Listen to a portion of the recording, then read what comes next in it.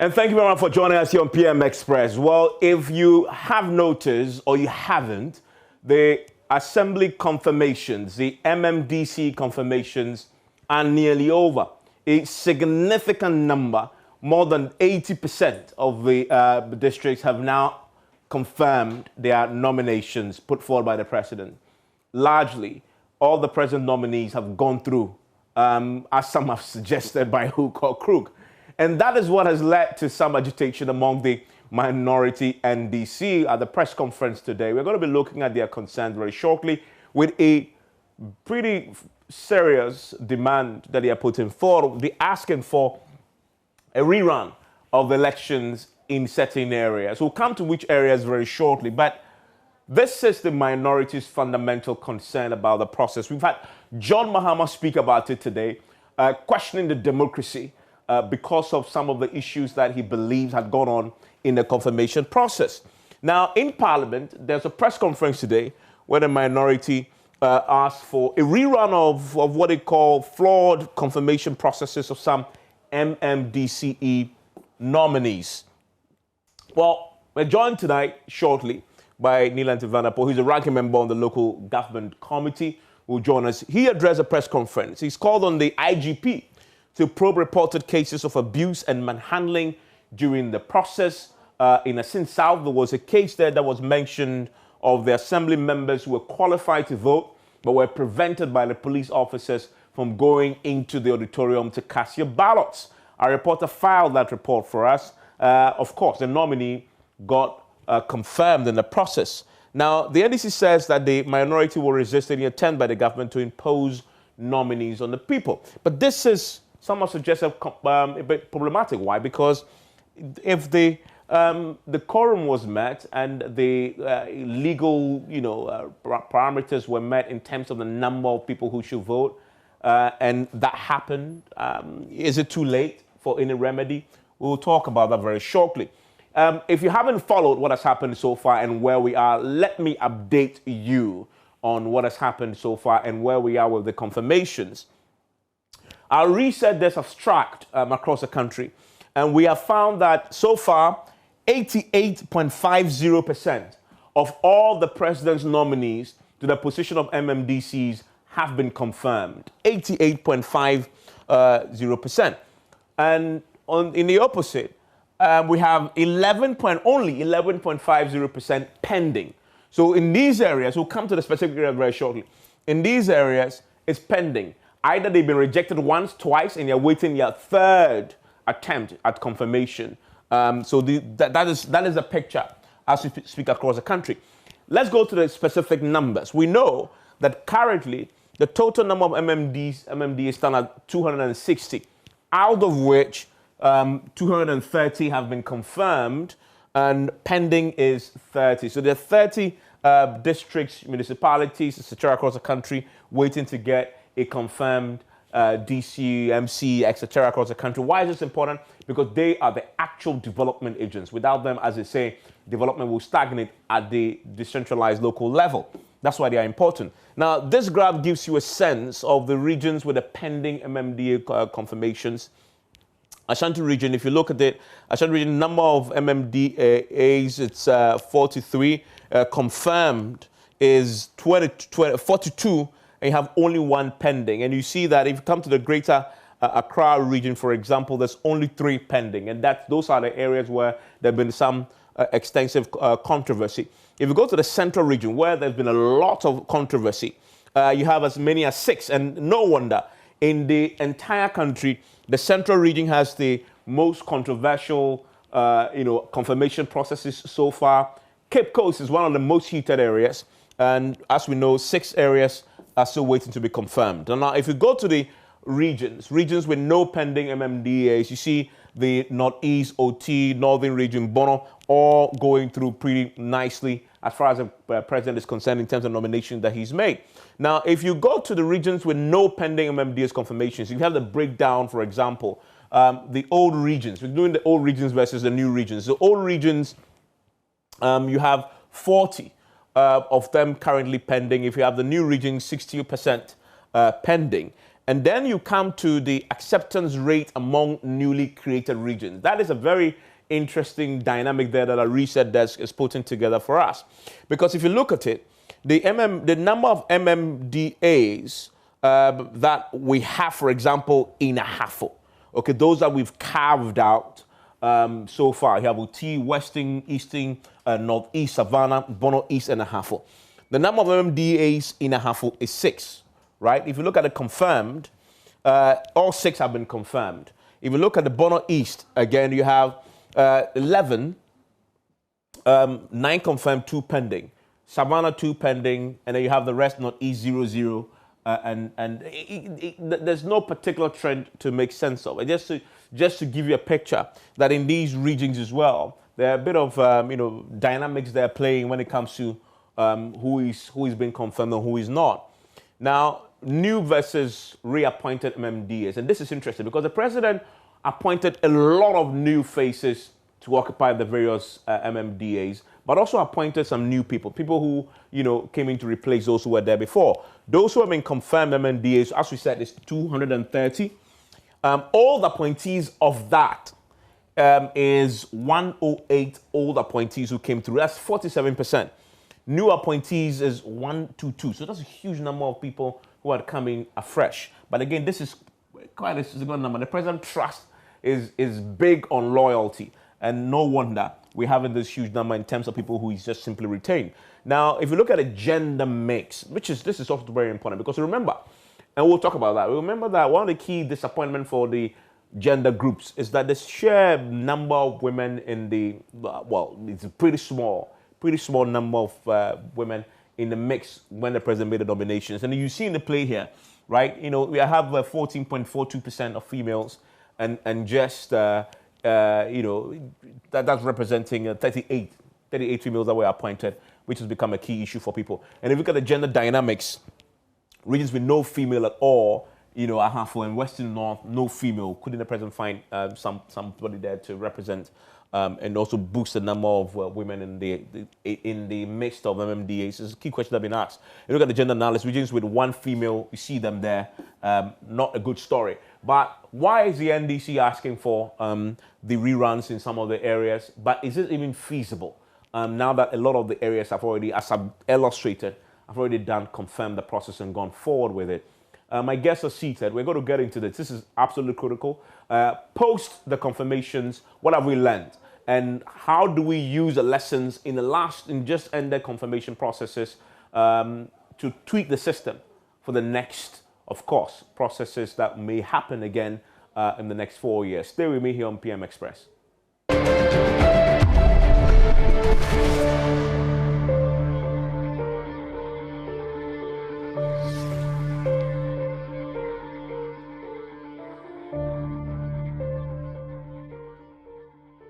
And thank you for staying with us. This is a very important conversation indeed if you are a believer in everything decentralization, local government. Remember that without them, they say the actual development will not happen because not the MP, but them. It's where the action is supposed to be. And so the confirmation processes nonetheless has been very controversial. It's done now in large part, as I illustrated, 88% of the places confirmations have happened. Only 11% still pending. And so there's a lot to look back on. But the NDC has issues in Parliament as far as some of the processes are concerned. And I want to get into that very quickly. Neil Antivanapoi is a ranking member of the Local Government and Rural Development Committee and MP for Ododo constituency. And he joins me in the studio. Also joining me is Sylvester Tete. He is the member of the Local Government and Rural Development Committee and MP for Botano English Manfro constituency. He joins me via Zoom. Dr. Eric Odrosai is a lawyer and local governance expert and also joins us via Zoom to walk us through what we are learning from the processes that we've been through so far. I have with me, obviously, as I said, Neil Antivanapoi. So you say there were issues in some areas that you believe needs to be rerun. First, let me say good evening to our cherished viewers and to my 2 colleagues on the other line, Dr. Sai and then Sly. As local government committee members, and let me say this, we are lucky that majority of us on the local government committee of parliament have had a lot of work to do in the past with local governance. Some of them have been DCs, I've been the deputy minister for local government, I've been an assembly member before. So when it comes to issues about local government, we are very passionate about it. And just as you said, it is our belief, firm belief, that for this country to accelerate development, major decisions that have to be taken from the central level have to take its roots from the local level. Because in this country, it doesn't really matter what policy government embarks upon. At the end of it all, it has to be implemented at the local level, because that policy will have a direct relationship with the work of the local governance system. This is not, let me say, alien to us, because if you look at colonial period, the colonial master found it expedient to administer the colony through our chiefs and town folks. So the chief will assemble his heads and things, and they will have a relationship with the colonial master, how to disseminate policy and, let me say, any other directive to the people, the indigents. So local governance have been with us. What we have done now with the new structure we have is to deepen it and to create a synergy between central government and local governance. So to me, any government that is sensitive to development, growth of this country should give very thoughtful attention to local governance. We didn't have much problem with the issue of nominating people or appointing people for DC positions. We had a problem with the undue delay because we thought it was affecting development. And then in Akontombra, the president came out to tell the whole country that the only reason why it has delayed was because he was consulting widely to make sure he builds consensus on the people that he will name. And he named his first MMDC in Akontombra, because he said when he came there, the chiefs and the MP prevailed upon him to name the person. So we were expecting that if the president had consulted widely, there wouldn't be any much trouble, any, let me say, rancor with the names when they are mentioned. Lo and behold, the names were mentioned, and all of a sudden we started having, ripples across the country. Then the approvals started. In some areas, let me commend some of the appointees. For example, my regional minister. I want to commend the Volta regional minister, for example, and some other regions. It took the personal relationship of those regional ministers to be able to create the sort of environment that made the approval regime become and I must seamless. say, you did something very unprecedented at the confirmation of the mayor for Accra. Yeah. The first female mayor. Yeah. You were there. Oko Vanderpoy was there. One of the other colleagues was also there. Dakwa was also the MP was also there. for Okankwe South. In my 17 years of doing this job, I haven't seen leading members of the opposition party at the confirmation process, not only confirm there, but to lend their support. In fact, Oko Vanderpoy took the microphone and said, "We'll work with you." No. That I've been meaning to ask you, what led to that? Let me say pretty this. Unique. Let me say this: when you get to AMA, the members of the assembly, if you are considering people who are sympathetic towards the MPP or sympathetic to the NDC, when you take out the government appointees, we have more NDC people than the MPP. Okay. So under normal circumstances, if we are going party, we would have rejected them. Yeah, we rejected. But the truth of the matter, since the nomination, it took the nominee herself to make approaches to us. Okay. Talk to your brothers. She went virtually to all former mayors. And all these people will have a relationship with the members of the assembly. Okay. Uncles, or who amongst the supposedly NDC sympathetic assemblymen wouldn't listen to Ishmaelite? In fact, it's true, because I saw all the living former mayors there. were present. Yes. Yeah. Yiti Mensah was there. Yeah. Ishmaelite was there. Natunu Amatefi was there. Ajib Blanson was there. Yeah. All these people lent their support, talking to individuals here and there. The regional minister himself virtually went to almost everybody. The nominee called me several times. I have a relationship with one of the children. She asked the son, to call me and talk to me. So when these things are done, And also, you also know the person and know that the person has a very wonderful human relationship, and you are sure about the competence of the person. It doesn't take anything because the assembly system is not political. So we all went in there to say, look, she's good. We've known her. She's been a former colleague in parliament. She has those attributes that we see in a male. So let it go. What do you want to do? And two, what moral justification will somebody like me have after I have virtually criticized the president for delaying the nomination of MMDCs to now come and say I'm willfully going to delay further the approval? You understand? Yeah. If the person is not competent, it's a different thing. But when the person is competent for the sake of development of our districts, so be it. That's why we are very surprised that some regional ministers will specifically lead the aberrations we are seeing. Well, you had some example. Yes. For example, I saw my own junior old boy and colleague in parliament, Daku Mensah, for example, making a comment. That's Western region. On the issue of Shama. When you, the regional minister, you are aware. He said he saw some paper flying around that there has been an injunction. When there is an injunction, for you to respect the court system, you don't go ahead and have the approval. You understand? I have a copy of the injunction here.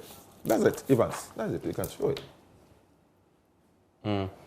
But this is not. This is the application. Yes, but Was it granted? yes. Okay, so I see. Motion of first party. Yeah. So you're saying that they should have stayed? Yes. You should have stayed action and wait. What is it? Why the hurry? As situations like this morning, we had a report from Joaboso where people have been called. The law says that it's the presiding member who should call the meeting. Then somebody other than the presiding member assembles a group of people. Out of 20-something people, you got 12 to go in there and then go and say we have approved the person. Look at the case of Bibiani Anyanso Bekwai. You have 52 members of the assembly. Then you go and assemble 12 people and 19 people, 19 out of the 52 to approve. Doesn't make sense. It doesn't make sense. It's a mockery of our democracy. And these are the issues we are talking about. I am also concerned about the situation whereby there's a sort of muzzling of the people and virtually taking their right to free expression from them. You have government appointees to the assembly. They've been there. Some of them include traditional authorities, as it happened in Ewutu Senya West. They get to the place to vote, to take part in the approval process, only for them to be told that you have been changed by the president, you have been replaced. It's the president prerogative. So it's a president prerogative, but you don't do that. Because you think that those people will not, help your cause. Help your cause. Approve your nominee, yes. And then you pull them out and all those things. Look, it is not right. Allow the assembly system. That's why the constitution says that the political parties can do everything. Possibly change a man into a woman. But the only thing they cannot do is to get themselves involved in local administration and district assemblies. So once you do that, what it means perfectly is that you want your will to be and not the will of the people. Let me say, for example, in Cape Coast, it's a very funny scenario. He's been approved, by the way. Yes, Evans. This is somebody who has been MCE for 4 years. Yeah. He became a parliamentary candidate. He lost the elections miserably. The first indication to you if you're a politician is that this is somebody that people do not want. Because look at even the margin of the person who contested as a candidate in 2016 and look at his margin. You understand? Then you renominate the person to be MCE. The first round of voting, he lost. Second round, when the regional minister even went and knelt down and begged the people, he lost. Why should you renominate the person? Is he the most intelligent, the most competent, the most qualified person in the party in Cape Coast? You understand? It's like you are forcing somebody on the people. But eventually, the assembly voted for him, Mr. Arthur. Do you know what happened? Have you been told? Have you seen the video? It's interesting. You have an assembly of 63 people who are supposed to be the electoral college. Then voting was done. Just when the counting was about to start, somebody from somewhere come, snatch or Kalosayin crest some of the ballot papers away. They chased the person to get the ballot papers. By the time they got back with the ballot papers, the counting of this thing had been done. And we've got exactly 63 votes. If you add the 14 votes that the person snatched, which was brought back, it's 77 people.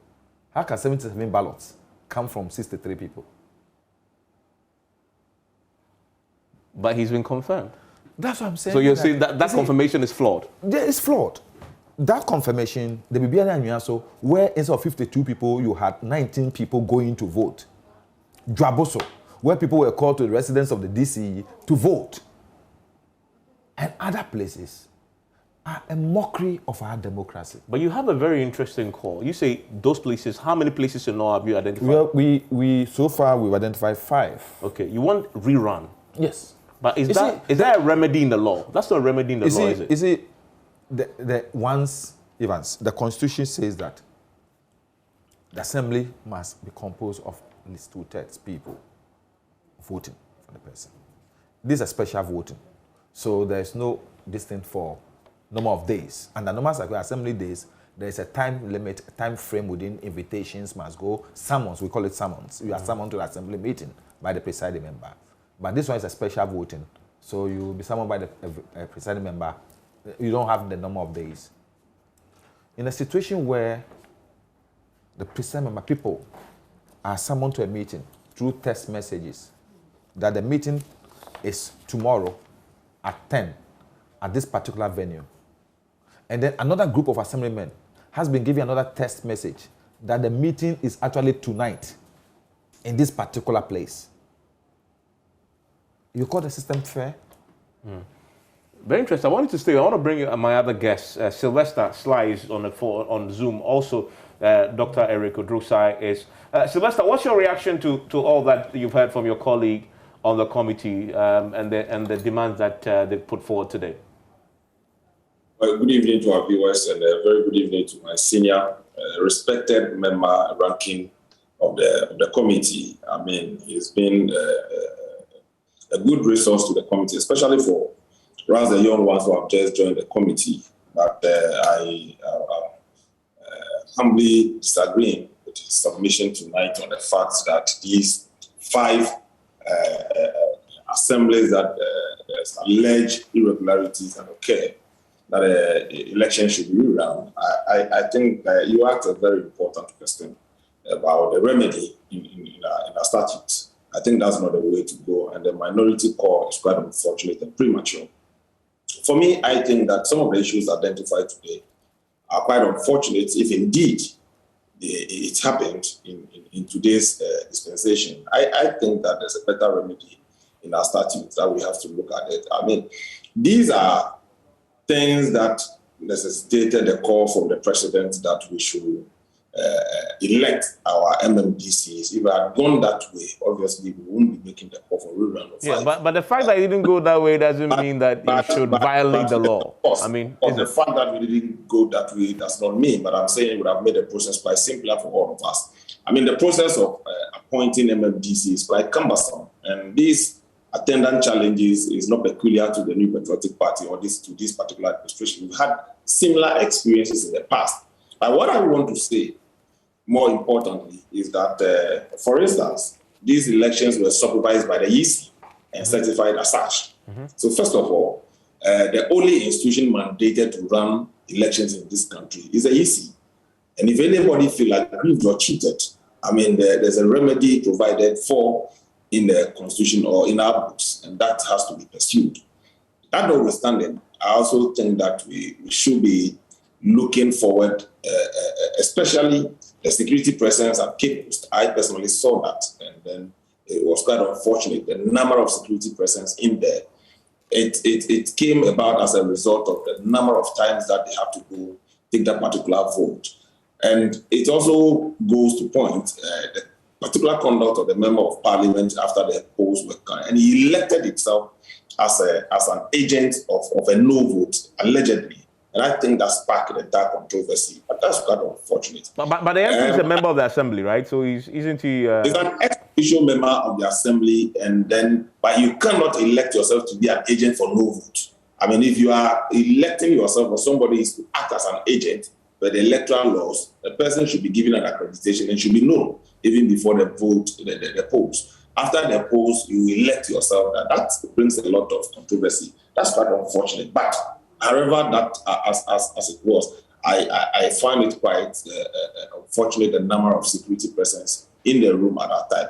We've had some other places where people had to pick away ballot boxes and run away with it. Of course, perhaps you may think that is why the police presence has been increased in certain venues. But Evans, if you look at the number of assemblies we have, and only 5 areas have come up with these irregularities. I mean, it's unfortunate anyway, but I think that overall, some of the issues have been exaggerated. It's not exactly as it is. For instance, a case in Shama, if indeed there was an injunction placed on the elections and they had gone ahead, of course, one could be cited for contempt of court. And the EC that presided over the elections could be held culpable. So I think that to the minority, they know what to do. They know better than what to do. That, of course, if somebody violates that, obviously it's a contempt of court, and then there's a remedy, and that are lost. Okay, so what remedy? What remedy? You seem to agree with some of the areas. You could go to court and charge the person for contempt of court. I mean, so calling for a rerun, I'm not sure that is what the law prescribes in the case of a contempt of court. So that's the point I'm trying to make. If the court gives an injunction of a particular matter and somebody violates it, that's a contempt of court, and the court, you have to go back to the court and cite the person for contempt of court. And so calling for a rerun, I'm not too sure that is the best remedy under the law, and that's not the position of the law. So the right position of the law, they know what to do, can seek redress in the law court if anybody feels aggrieved. In any case, the particular individuals that feel aggrieved, they might have spoken, but it should not end at the point of speaking. They must take concrete steps for them to do this. But if the minority in parliament categorizes these issues and begin to champion them, of course, I would have loved that perhaps the ranking member should even make a complaint to the chair of the committee for us to look at it as a committee position. But if it's becoming a minority position, that's quite a bit.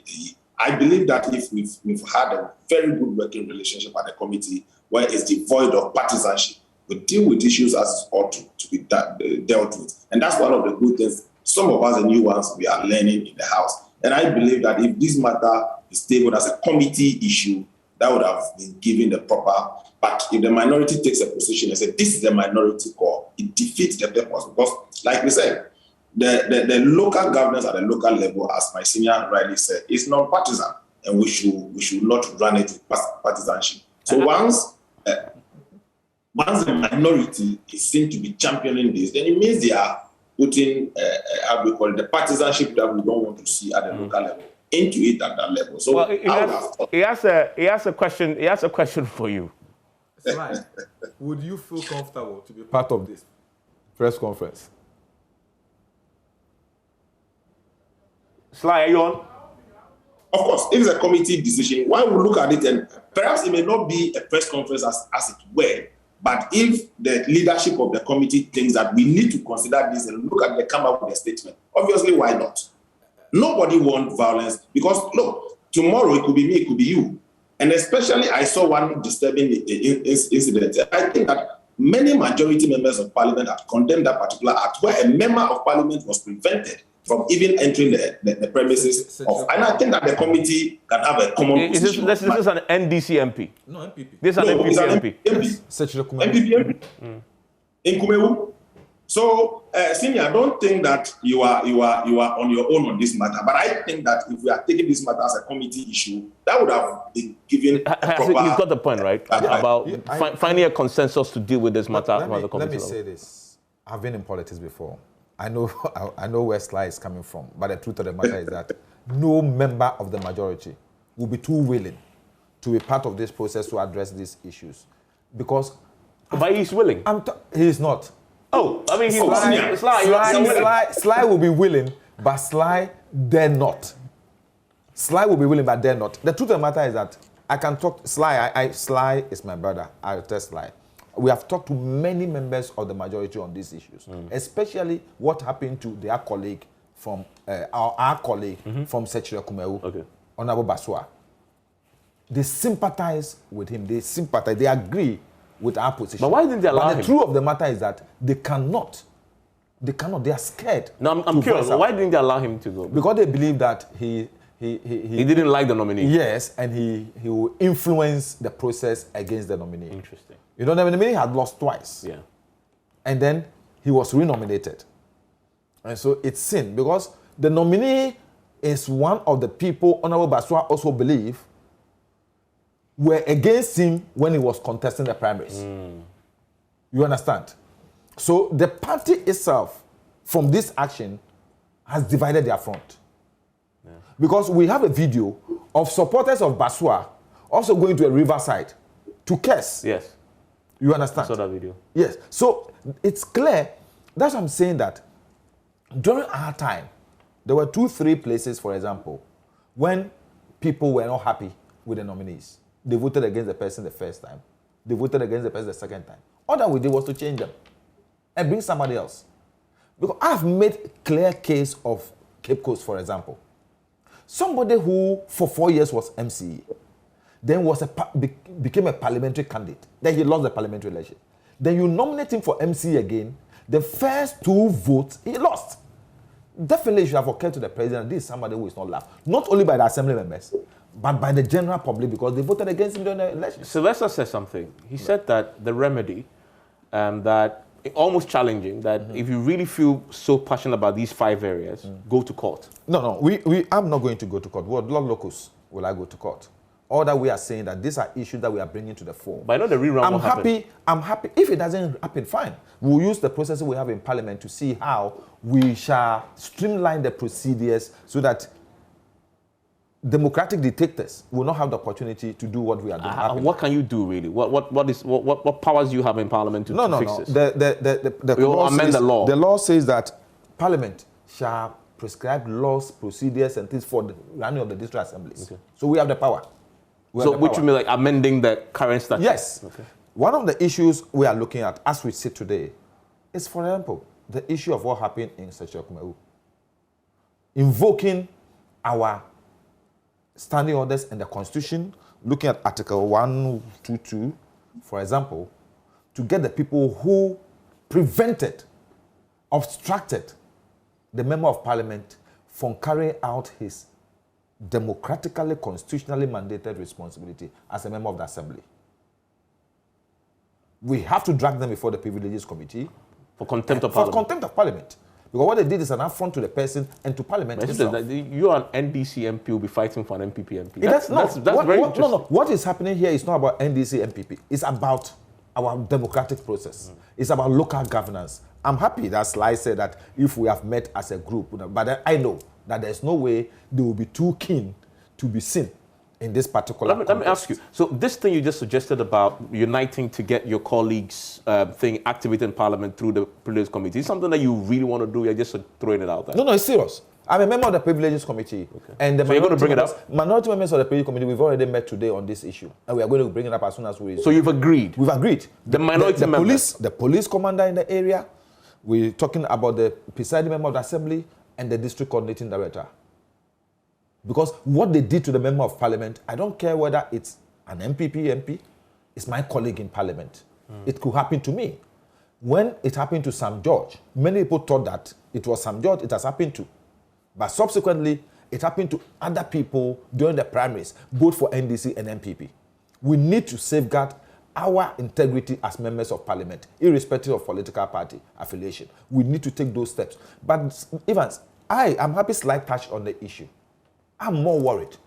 I've never, in the history of this country, since I got myself involved in the assembly system in 1994, seen this level of security deployment for just approval of MMDCs. It's a danger. Look, what I saw in the videos about Ewutu Senya, what I saw in the videos about Asin South, in the videos at Sechire Kumewu, and in Cape Coast, do not throw good reflection on our democratic system. I want to take a quick break. Do we have Professor Dr. Drosai with us? Okay, I'll bring him in because a very interesting perspective there. I wonder if Sylvester is still on this particular decision by the minority on the Privilege Committee to unite and get the committee to look at. Will the majority side support that particular process going forward? But what real reforms need to happen now on the back of what we've seen in the last few weeks with this process? When I return, I'll pick the thoughts of Dr. Drosai on that. He's the expert in this area. Stay with me.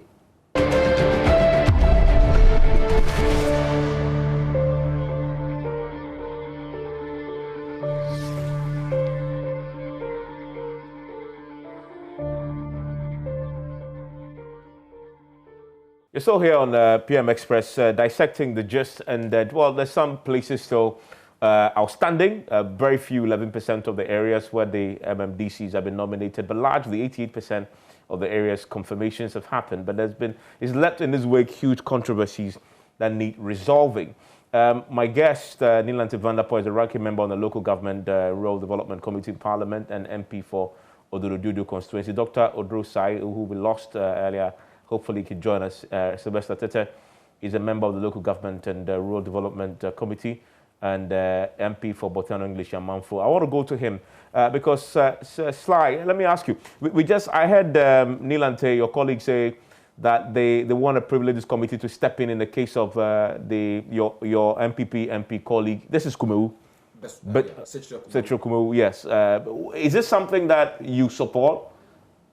Obviously, I personally support at this stage because I have not spoken to my chair of the committee yet and then the majority side. But of course, if they ask me my independent view, I will really support that because you see, this district officer could find himself in my district one day, the coordinating director could be posted to my district one day, and anything can happen. For me, I think that that is why I say the minority should have engaged all of us as a committee for us to take this work as a committee work. And for my senior to say that he's not too sure, we will be willing to do this. I think that we've dealt with matters that concerns political parties or ministers or an administration devoid of partisanship. And we've looked at it, issues dispassionately. I mean, institutions that appeared before the committee and we had to advise, we had to profess leadership to them, irrespective of where we stand on the political divide. And I think that this is the way to go, assuming the entire committee is dealing with this matter. Obviously, we will have a national consensus to be dealing with this matter. But Sylvester, there are some real questions here. This system that just happened was supervised by very powerful MPP power players. Some of them very senior and high up in the rank. You seriously believe that as a member of parliament, you can hold any sway when it comes to these powerful forces, when the president has nominated people and they have to be confirmed by hook or crook? I mean, you're not suggesting for once that these regional ministers or the quote-unquote the powerful men of the ruling party as we talk about, are complicit in these matters. You can't be sure for now. So if we condemn an act of violence or flouting laid down rules and regulations, it's not to say. In fact, the EC itself, the EC that supervises elections, if an injunction was served, it would first be served on the EC. So if the EC had gone ahead to conduct the elections, it had nothing to do with a minister or anybody anyway. And I don't think that men and women should be more powerful than the institutions of state. No. So for me, if we are looking at this issue dispassionately, obviously, I mean, you've seen appointment committee of parliament, members of the ruling party, putting critical questions to members nominated by the president. So parliament works in a different ways. And I think we should pursue that than rather starting the engagement with our partisan stance. It doesn't help anybody. I condemn, in all uncertain terms, the acts that happened to Honorable Baswa in Kumeu. Obviously, if I'm called upon to make a statement, and I'm making the public statement, I condemn that in no uncertain terms. And I believe that that is the only way we can do that. Assuming a member of parliament, an ex-official member of an assembly, for that matter, prevented from even entering embarrassment of the highest order. And I'm not too sure the NPP as a party or the president or minister of local government has sanctioned that. And I'm not sure anybody will tolerate that anywhere in any democracy. Beyond that specific example, there are other places that we saw, Cape Coast, We also saw the case of Asin South, where the assembly members, having voted the first time, second time, the venue was changed. By the time we were getting there, the police say will allow you to get, and the voting happened. Now there's a fear that what you disagree with that, or you? I'm not disagreeing with that. The point I'm making is that Evans, if these things still remains an allegation, if indeed it happened, no, it's not allegation. I mean, as for this one, our reporters were there. They saw it happen. The people were not allowed into the auditorium. Well, if they are elected assembly members and they were prevented from carrying out their legitimate business as enshrined in the Constitution and the Local Government Act, obviously they know what to do. And nobody is speaking to cover anybody anywhere. It remains an allegation as far as I'm concerned. That's why I'm saying that the law provides remedy for these actions, and we must pursue the remedies enshrined in the statutes of our country. I mean, Sylvester, so the process that has happened right now is very likely, with all the controversies, that they will produce people who necessarily are not the people's favorites to do the job. Because at the heart of this process is electing people who will represent the best interests of the people. Now, there could be political consequences for your party in 2024 when people who are constantly rejected by the assembly are brought back and some by hook or crook get confirmed. Is that a concern that you share? It may not entirely be true because, for instance, the reason why people reject people, and we know are various. For instance, a DCE or an MCE in a particular area is working to enforce the law, the bylaws, maybe hated by the people. Somebody said, I heard one of the assembly members say that he's been pursuing the MCE to prevail on the engineer to approve a permit for it to site a container. To site a container somewhere, and they refused. So this is the time to take his pan off. So the reasons may not be entirely in the economic or administrative interest of the district or the municipality, but some parochial interest. Some people say if you allow you to go the first round of voting just by that, we won't get enough. And for 4 years we stayed with you at assembly, we haven't benefited enough. This is an opportunity for us to benefit from you. Yeah, it definitely has a point, right? It's not always that the assembly's verdict will coincide with the verdict of the general population. Definitely, we also say that it's not always the case that members of parliament, for example, will be voted for are particularly the most qualified people within their constituencies. Exactly. That one we all say. Elections will always go with a particular scheme of things. But what I'm saying here is that we have seen these things are possibly, as you said, things that could hinder a fluent working relationship within the governance system. That's why in our recommendations, for example, we said that we're asking the Minister for Local Government, Rural Development and Decentralization to immediately set in motion a mechanism to repair the damaged relationship and cooperation between assembly members of all these mentioned MMDAs and would-be MMDCEs in order to foster unity, cooperation and partnership for development in the district. Because no matter what, for example, let me say this, how would you want the almost 33 or so assembly members and Sefi Anyanso Bekwai to work with the DCE who has approved by 19 people? What sort of relationship do you expect to exist between the 19 and the 33 to foster unity in assembly? It's a difficult thing. So if the Minister for Local Government does not take steps, if all of us, the local government committee, does not get involved to make sure we repair damaged relationships at all these assemblies, will have problem. 2, there are situations where if you're not careful, source of litigation, for example, the MP is a strategic member of the assembly. He may not have a vote, but his words and his gestures could foster unity or bring the assembly to its knees. If he has that number of people at Sechirekumeu, close to 18 people were refused entry, 80 assemblymen. Assuming for every decision, he influences this 18, what would assembly do? That's why we are saying in these places, it's only fair and proper. I'm thinking that rerunning, using diplomacy, getting people, talking to people will sometimes heal, because over a period will heal wounds and they will be able to foster unity. And the key, one of the key issues is that what you should also recognize that some of these assembly members may be representing very vital electoral areas within the district.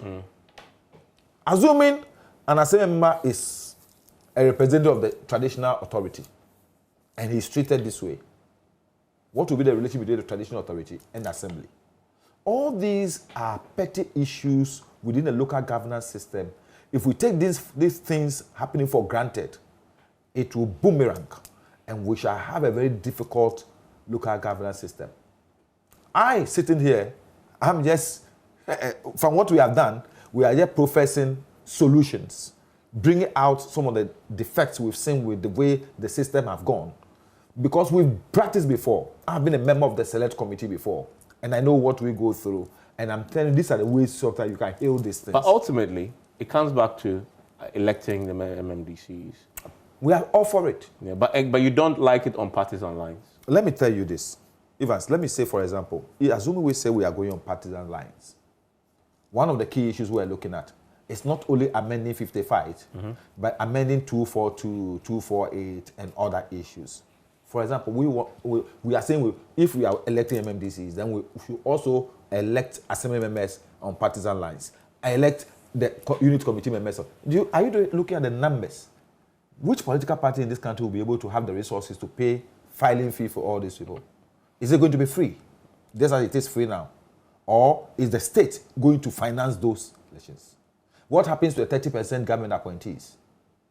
So that's why we are saying that if we want to amend and make it political, then let's make it political throughout. And now let's look at the various issues.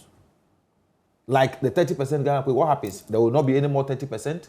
If there will not be any more 30%, how do we then get the expertise that we, from the 30%, come to complement the level of professionalism in assembly? All these things, we have to look at them. How do we finance such an activity, such a huge activity? Over 26,000 people? How are you going to file nomination? How are they going to pay? So all these are things you don't just get and say that let's just go political. Let's just elect all of them. We must sit down as a country to look, because even now, the argument, the advocacy for government to finance political party activities is still hanging. Ghanaians are already saying that why should we pay our tax and use it to go and finance political parties? You understand? So it's not an easy route. It must be carefully taken. That's why the NDC, we are saying, look, we have been there before. Let's take our time. Look at this critically. But then we, even in our constitution, we are all for it. Yeah, I mean, you remember, the process was started as far back as Professor Nelson's time. I get it. I mean, so he put the Constitutional Review Commission together, which made a recommendation. Yes. I mean, so that thing that has to be resolved, partisan lines or not. Yeah. NDC says no partisan line. Yes. NPP says partisan line. That's the only sticking point. Yeah. It's a question of can the two parties agree on that. I think seriously, when we get back to Parliament, entrenched. Yes, when we get back to, no, it is only the 55, Article 55 that is entrenched. I mean, both parties, your party and then MPP, very entrenched in their positions on the party or no party. We were all okay. We all agreed on the issue of election of MMDCs. Yes. But as to the sort of model was the problem. They think that it must be partisan. We said no. For now, if we are not going to have the whole structure being partisan, you cannot have it partisan. So let's open it so that Evans Mensah, ordinarily, will want to say, I want to be mayor of Accra. You understand? On my own, people will look at Evans Mensah and just simply vote for him. And they vote for the person, based on who you're going to say, you say when you go to Parliament, is this something you're going to pursue to try and get consensus? Yes. It's something. That's why in our recommendation, if you look at the last recommendation, for example, we said that we wish to state that on resumption of the House, we shall urge this August Parliament to look at the constitutional provision, the Act, and the model standing orders of assemblies to streamline and strengthen the process and procedures for conducting assembly meetings, especially the special meeting called for such approvals, to avoid characters and power-drunk dictators from abusing the democratic processes. Okay. I want to say a big thank you to you, Nee. Thank you very much, Sly, also, who joined us. We couldn't bring in Odrosa. We lost him earlier. But enjoy the rest of your evening, and let's see how Parliament tries to resolve this, because in the next 4 years, the cycle will begin again. Hopefully by then, the law would have been amended and they will be elected. Enjoy the rest of your evening.